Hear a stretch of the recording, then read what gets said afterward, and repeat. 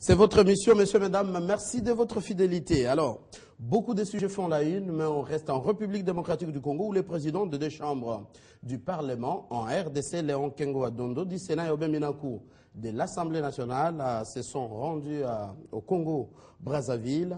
Présidium, médiation des Sassou, ce sujet a fait la une en RDC et ça fait débat. On en parle avec Madame Ernestine Nyoka, vous êtes juriste, également membre de la majorité présidentielle. Bienvenue. Merci Mathieu. À vos côtés, Norbert Yamba, cadre de la société civile en RDC. Bienvenue. Merci. Francis Okito, vous êtes cadre de l'UNC, parti de l'opposition. Bienvenue. Merci. India Omari, cadre du PPRD, majorité présidentielle. Bienvenue. Merci. Alors, on commence par la société civile, l'UNC. Juste après ces voyages, cet entretien des présidents de deux chambres ici en RDC avec leurs homologues à Brazzaville, déclaration suivie de FAC, réaction de l'UNC. Ma première question est de savoir, est-ce que Léon Kengo Adondo de l'opposition vous a trahi? Ben écoutez, moi je ne crois pas qu'il s'agit d'un problème de trahison ou un problème de l'opposition. Nous avons dit que les traces qui ont été, permettez-moi la tautologie, tracées lors de conclave de l'opposition, ce sont des éléments importants qui doivent être suivis. Et à partir du moment qu'il y a une personne qui s'écarte de ces revendications et de ces propositions qui se sont découlées de ces concertations, en fait, que je parle des conclaves de l'opposition à l'IMT, c'est qu'il a trahi. Nous avons dit ceci. Il y a des problèmes, il y a des thématiques qui doivent préalablement être inclus dans les dialogues. Entre autres, parler du dialogue, avoir un médiateur international qui peut mettre le Congolais autour d'une table pour essayer de trouver une solution globale et globalisante dans notre pays.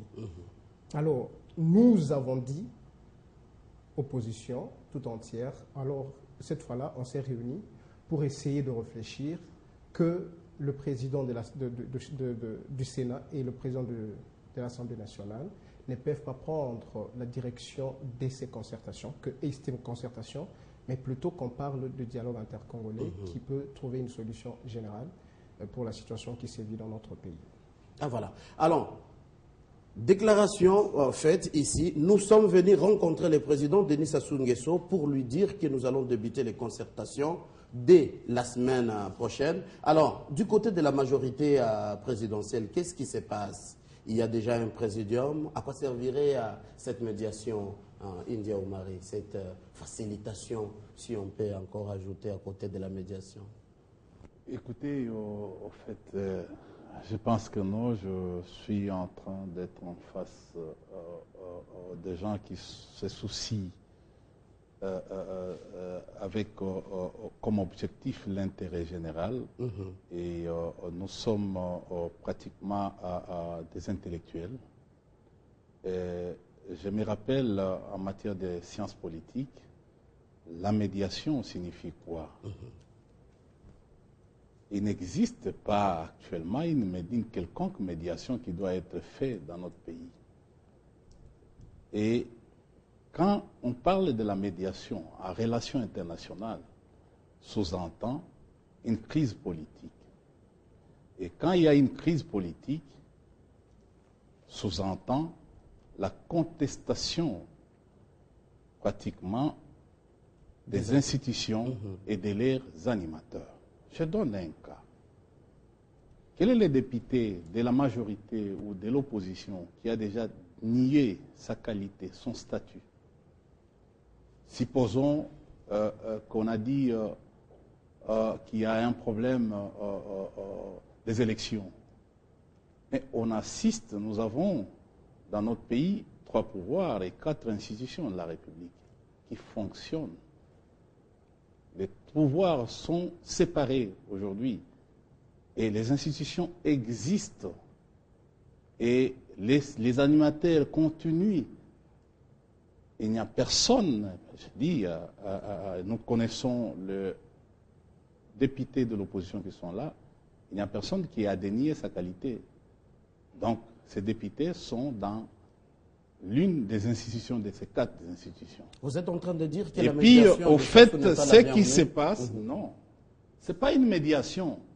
c'est le rôle de la communauté internationale. En matière de relations internationales, on parle des bons offices, c'est-à-dire le président Sassou qui a une notoriété au niveau de l'Afrique.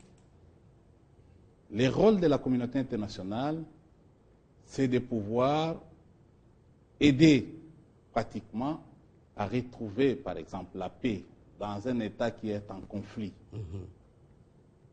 Et je ne vais pas vous faire revenir à la Charte des Nations Unies. Et le travail de cette communauté internationale, c'est de vouloir faire le travail des bons offices. C'est que le président Sassou, qui a des amis à la majorité, qui a des amis dans la société civile, les églises, ainsi de suite, qui a des amis à l'opposition politique, on peut demander pratiquement ses services de concilier vos de points de vue. concilier les points de vue des uns et les autres pour les orienter. Exactement, à India pouvoir Omaris. discuter. C'est la question que je vais poser Oui, maintenant en fait, à Norbert Yamba. Est-ce qu'il y a problème, vous, société civile, vous vous attendiez à entrer dans les secrétariats techniques, comme demandé à les partis de l'opposition, d'ailleurs c'est l'organisation, le FAC de l'opposition. Alors vous êtes déçus, du coup c'est une nomination, c'est des gens, on ne sait pas d'où ils viennent. Présidium, en médiation des Sassou, vous optez pour quoi du côté de la société civile? Merci beaucoup pour l'opportunité que vous m'offrez pour parler pour la première fois de cette question. Je voudrais d'abord intervenir sur le secrétariat technique. Vous savez qu'un secrétariat technique, c'est un noyau d'un certain nombre de personnes qui ont un profil, qui ont un background, qui sont agréées dans la facilitation et qui est mise en place pour aider ceux qui devront véritablement se retrouver en atelier ou en réunion, en forum ou en concertation, de pouvoir mieux faire. Mais le secrétariat technique n'est pas quelque chose à faire des nominations au hasard. Ce seraient même des personnes qui ne sont même pas des politiciens. Exact, comme on l'a fait, ce ne sont pas des politiciens. Et sous base d'un appel d'offres, sous base de la définition de certaines compétences requises, on essaie de les recruter. On a dit, bon, qu'on va les recruter par-ci, par-là, encore que c'est anodin. Mais ce que j'ai vu, je venais de lire la liste, ce sont les amis de Minaku et les amis de Kengo, qui font partie... On n'allait pas dire qui est Philippe Bioya, il y a amis de Kengo. Mais écoutez, Bioya... qui a un point de vue. Non, excusez, s'il vous plaît. Vous avez affaire à un scientifique qui parle au nom de la loi de la majorité statistique. Tout un chacun sait que lorsque vous avez 10 oranges et que cette orange est pourrie, la conclusion c'est que les oranges sont pourries. Même si à l'intérieur il peut y avoir 3 oranges non pourries.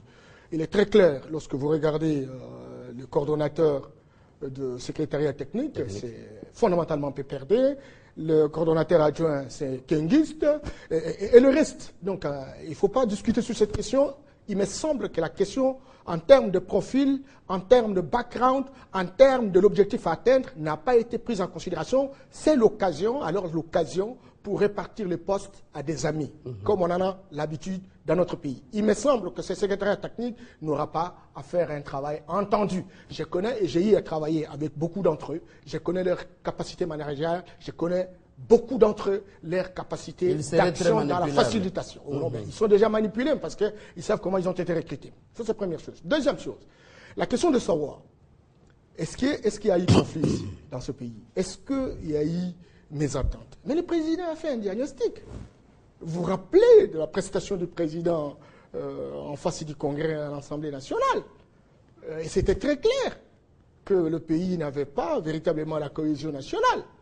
Et le président, à l'aube des élections, avait reconnu même que les élections ne s'étaient pas bien déroulées, même si la conclusion c'était de dire que voilà, ça ne remettait pas en question, encore que personne n'a dégagé le volume de ce que représentent ces erreurs pour arriver à tirer une conclusion concluante. Il me semble que ce soit du côté du pouvoir, que ce soit du côté de l'opposition, et donc personne n'a donné le statistique réel pour qui détermine la prise de décision. En tout état de cause, la crise persiste.